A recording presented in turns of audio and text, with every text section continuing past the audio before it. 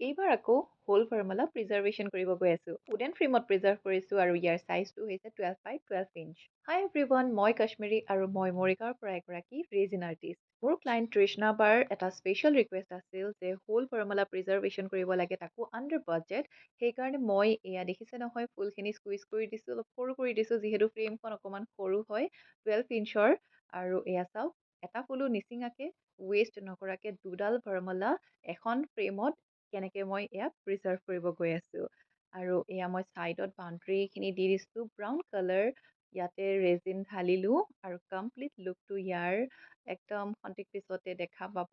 আপোনালোকৰ বিয়াৰ বৰমালা এটা কোণাত পৰি আছে নেকি? যদি এটা ধুনীয়া ফ্ৰেমত, এটা ধুনীয়া ডিজাইনত আৰু আণ্ডাৰ বাজেটত যদি প্ৰিজাৰ্ভ কৰিব বিচাৰে তেনেহ'লে আমাক যোগাযোগ কৰিব পাৰে। স্ক্ৰীণত এয়া কণ্টেক্ট নাম্বাৰসমূহ দিয়া হৈ আছে। আৰু এইখন এখন ফ্ৰেম বনাই আছোঁ, ইয়াৰ কমপ্লিট লুকটো বাৰু পিছত দেখা পাব। আমি সকলো জেগাৰ পৰাই অৰ্ডাৰ লওঁ। ফৰ ফাৰ্ডাৰ ডিটেইলছ আমাক যোগাযোগ কৰিব পাৰে। আজিলৈ আহিছোঁ, বাই।